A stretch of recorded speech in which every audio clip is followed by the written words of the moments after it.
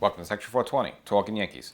Well, as the regular season winds down, it looks like teams are starting to lock themselves up into different divisions, and so it looks like the Yankees will avoid disaster and probably hold on to be the American League East champions. Again, it would have been a disaster if they lost that and gone to the wild card or anything else. And of course, it's pretty obvious now that Aaron Judge is going to pass Roger Maris's 61, just a question of when. So good news there, but of course, no shot at Barry Bonds' 73, which I didn't think that was going to happen anyway. So we'll get into that, and again, as this team's kind of entering into the playoff zone very shortly, kind of, what are the concerns are, and should you be confident, should you not be confident? So we kind of break that all down, whether it's the starting rotation, the position players, the bullpen. And speaking of the playoffs, again, this is going to be the new year of a different playoff format. Again, it's baseball and Rob Manfred with his schizophrenic ways, changing rules every 5 minutes. Now, we did get into some of this, at the very beginning of the season, this is where the playoff format's going to be. But just to kind of remind you, we'll get into all that again, the different divisions and rounds, all the seeding, how it's going to work. We'll get into all that. But before we do, if you haven't done it already, there's an audio podcast version of the show.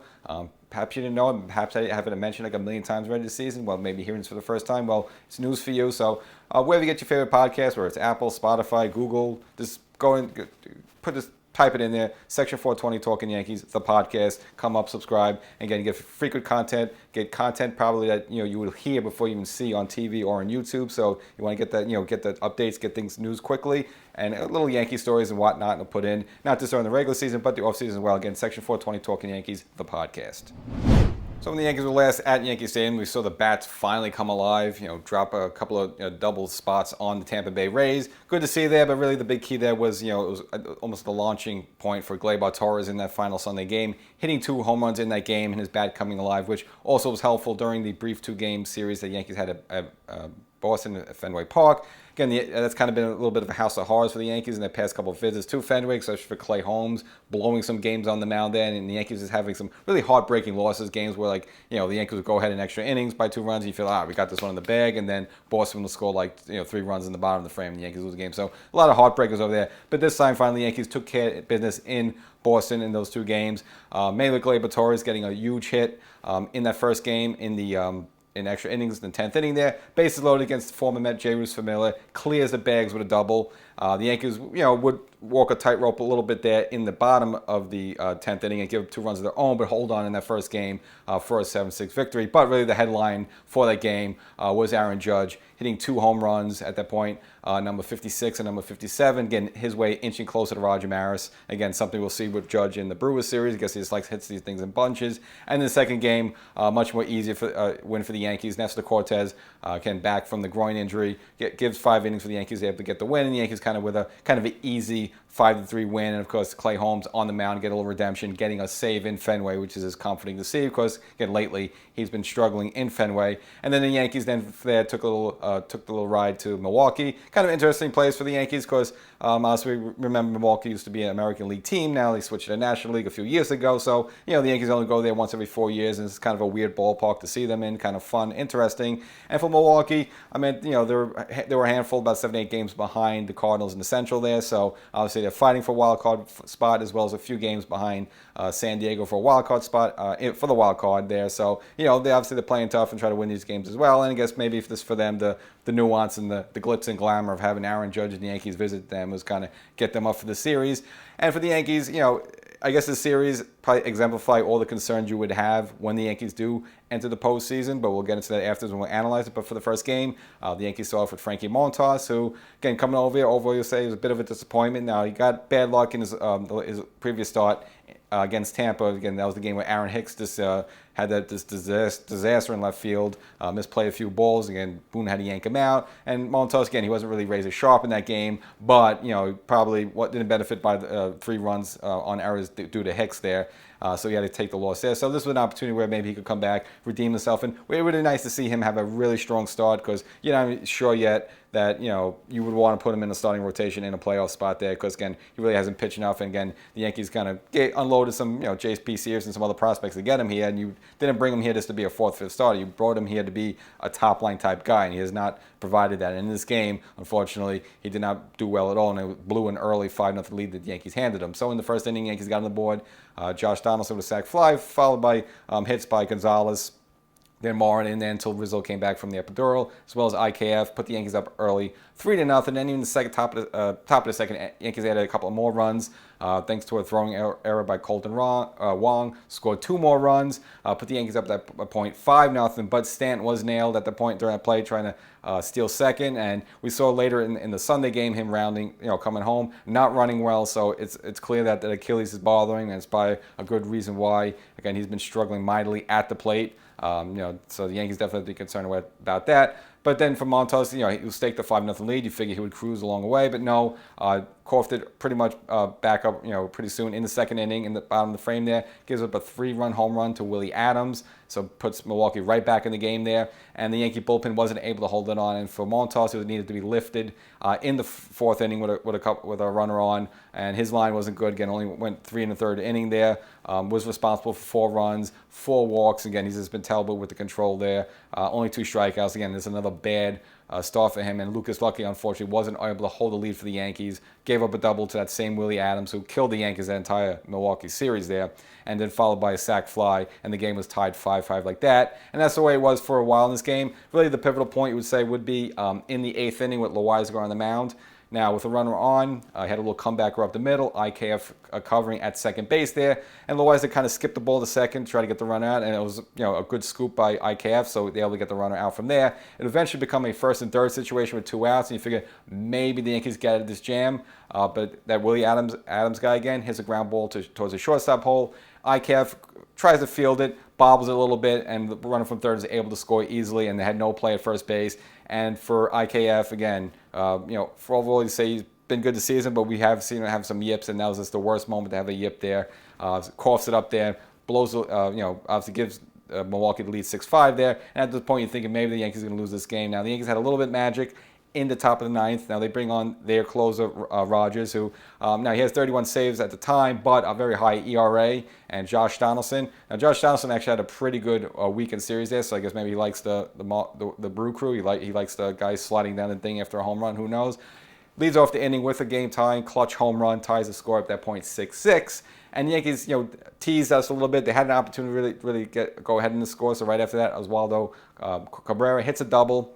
He would eventually move to third thanks to a sacrifice bunt by IKF. So he had runners on third base with only 1 out. All you need is a sac fly or something to get him in there. Unfortunately, Andujar called out on strikes. Now, to his credit, the third strike was terrible. It was way outside. I mean, you even saw that in real time. And then we saw on the replay, it was really outside. Between innings, Boo would come out and argue it and get kicked out there, which he kind of had to because it was such an obvious bad call. And then Higgy after that, a weak flat to center, and the Yankees just blow a great opportunity to go ahead in this game. And then it'll come to the bottom of the 9th inning with Clay Holmes on the mound. And again, something the Yankees are going to have to be worried about the postseason, and we'll see it twice in this series. Gives up a leadoff double to Hunter Renfroe to start the inning there. And this is, you got to run on second, nobody out.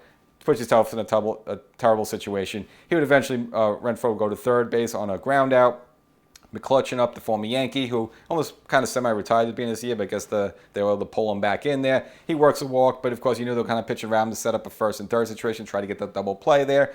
Now, the Yankees did get a strikeout after that with Peterson, but after another walk, Garrett Mitchell up, hits a little flare up the middle. Holmes can't put a glove on it, and Milwaukee has a walk-off exciting win there, 7-6. And again, for the Yankees, it's bad in so many ways where they had an early 5-0 lead, they blow. You got a bad start from Montas there. They had an opportunity in the top of the 9th to take the lead there. No, can't get a clutch fly ball from Andujar, and can't get a clutch hit from Higgy in that situation. And of course, Holmes doing a real big no-no, giving a leadoff double. So bad way to start the series. But if you're a Milwaukee fan, and obviously to see the big bad Yankees come in town, an exciting way to start off the series.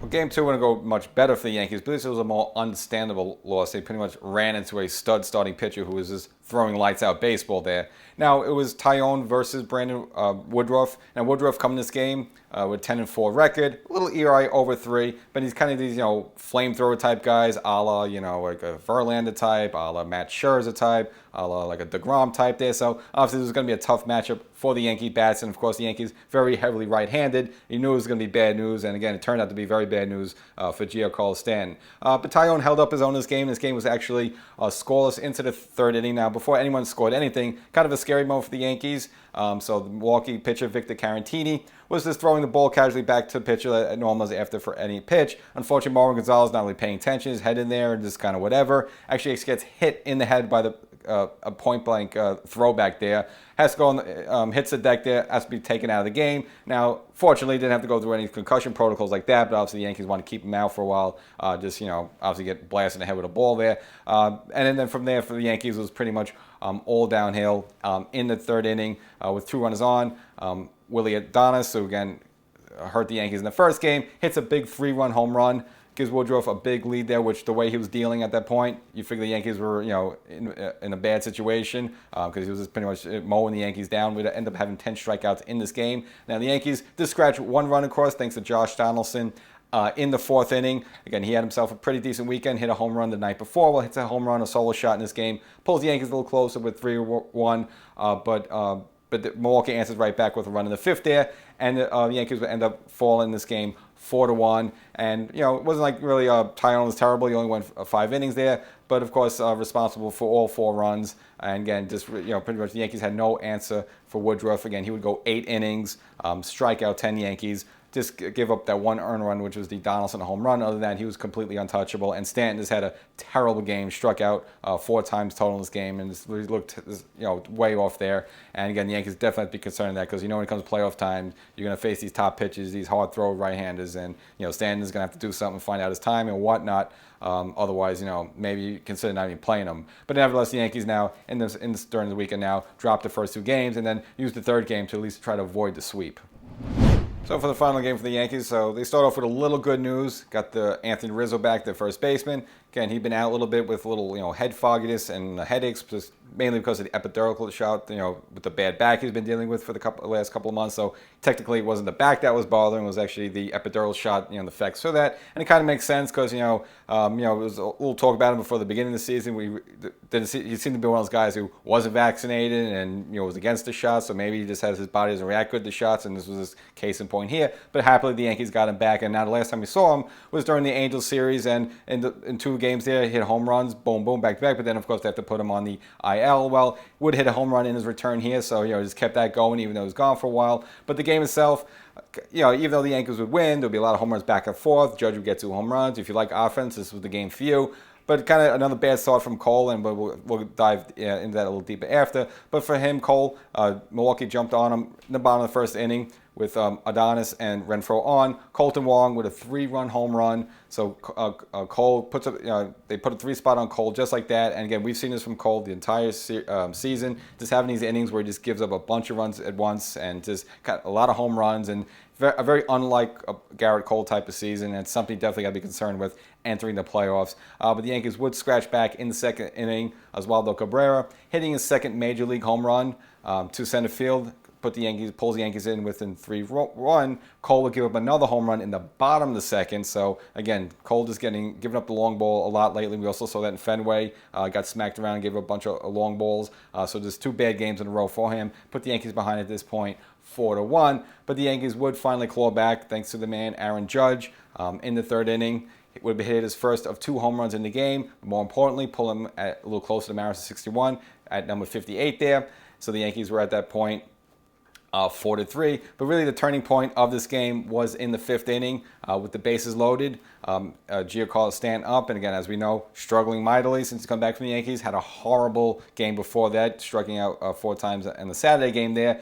Hit a screamer to the 3rd baseman there. Now, the 3rd baseman fielded it amazingly because the ball was smoked. But on his throw to the 2nd base there, Colton Wong, his foot was just off by a couple of inches. Donaldson was able to creep in there, and more importantly, Judge was able to score at that point, tie the game there 4-4. And the Yankees added a few more runs in this game. Again, this was probably the turning point, the most important inning for the Yankees in this game. After that, Cabrera, kind of like a well-placed, you would call him, like a swing and bunt type hit towards 2nd base. They really had no play on it. Another run was able to score 5-4, and then of course Higgy kind of puts it away with a line drive single up the middle. Puts the Yankees ahead 7-4, and the Yankees wouldn't look back the rest of the way. Would get a little dicey in the 9th. We'll get to that. But this game would be 8-4 in the 7th inning. Aaron Hicks, who's kind of been a corpse lately, he's kind of been public enemy number 1, shows a sign of life.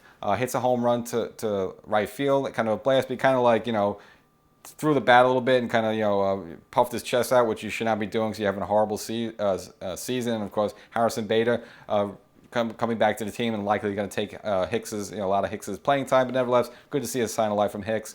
Puts the Yankees up at that point 9-4, and then later in the 7th inning, Aaron Judge hits his second home run of the game, a number 59. A little opposite field type of shot, kind of toward the right center. Gets a little thrill. Let the Milwaukee fans see a little history there. And there's actually a lot of Yankee fans in the crowd as well. A little scary moment for the Yankees. After Cole came out of the game, Clark Schmidt in there took a comebacker up the middle off his foot. Now this didn't seem was really that serious. Kind of walked off the mound there, and then Loizaga had to clean up the inning. But again, obviously he might be a valuable tool for the Yankees. Come bullpen time. I mean, you maybe look at him as a long reliever. The Yankees have used him as a closer at times as well, so they maybe feel confident he can handle pressure. So obviously don't want him to have a foot injury. But it didn't seem like it'll be like anything serious. But the game would get a little dicey in the 9th inning. Now the Yankees are up big, 12-6. Then a situation where you think they would blow the game, but it did get a little tight there. Now, Wandy Peralta started off the inning giving up 3 straight singles, so clearly didn't have it. Bringing in Clay Holmes to close it out, and similar to what Clay Holmes did on the opening game, gave up a ground rule double to start off there. So 2 runs right off the board, and now Milwaukee was able to pull in closer within 12-8 there. But eventually, after a strikeout and a ground out to the second, Holmes was able to hold on for the win there. But again, you don't like to see your closer coming out and just giving off leadoff doubles. Not good news for the Yankees there. And again, of course, the Yankees are able to hold off getting swept there and hold on for the 12-8 win. But the bigger news is that another bad performance from Garrett Cole. Only goes 5 innings, gives up 4 earned runs. Again, really 2 of those are on just one of them is on a 3-run home run and one of them on a solo shot. So it's not like he got cuffed around over the park and, did strike out 8, did have 3 walks. But again, this Cole is having not really a good season. He did get the win, upped his record to 12-7, but here's a guy who's supposed to have like 18, 19, 20 wins, not just 12 wins. And I know he's had a couple of hard luck losses. You look at the game in Seattle where the Yankees, went 13 innings and he kind of pitched 7 scoreless. And of course, look at the game, one of the Tampa games where he only gave 1 run in 7 innings, got no run support. Yeah, he's had a couple of hard luck losses, but again, not a good season for Cole, and something you got to be concerned about with the Yankees, and also got to be concerned about Clay Holmes. Just again, he's getting saves here. He's been a little bit better, but you can't have your closer giving off doubles in a playoff spot like that. So something the Yankees have to worry about as the season winds down. So let's have a little playoff bracket fun. As mentioned at the beginning of this episode, Major League Baseball kind of revamped the whole playoff bracket, the chase to the World Series.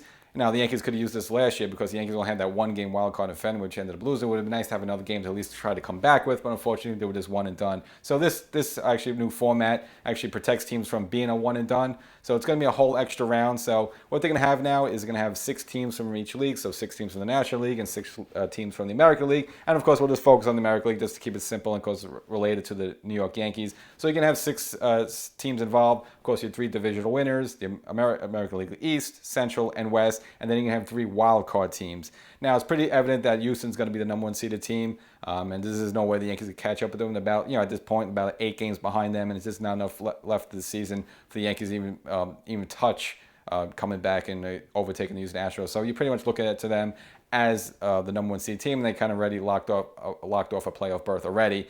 Now, good news for the Yankees for the same reason. It's pretty evident that they'll be the number 2 seeded team just because they're about 7 to 8 games ahead of the Cleveland Guardians in the Central there. So you're probably looking at Houston number 1, Yankees number 2 seeded team, and then Cleveland as the number 3 seeded team. Now your 3 wildcard teams, at least at this point, could change a little bit. It very clearly looks like it's going to be Toronto, Tampa, Seattle. Now, which actual order might change a little bit because it's still a little left of the season, but it's probably going to be those 3 teams because the next team below them, chasing at their heels, is the Baltimore Orioles, and they're about 4 games out completely of the wild card. So you're probably, again, looking at Toronto, Tampa, and Seattle as your 3 wild card teams. So the way the seedings is going to match up, now the number 1 and number 2 seeded teams, similar to football, get an automatic pass, so they're not involved in the wild card round. They go right to the divisional series, which would be good news for the Yankees. Gives them time to sort of line up the starting rotation and how they want it to go there, and gives some bullpen guys a rest.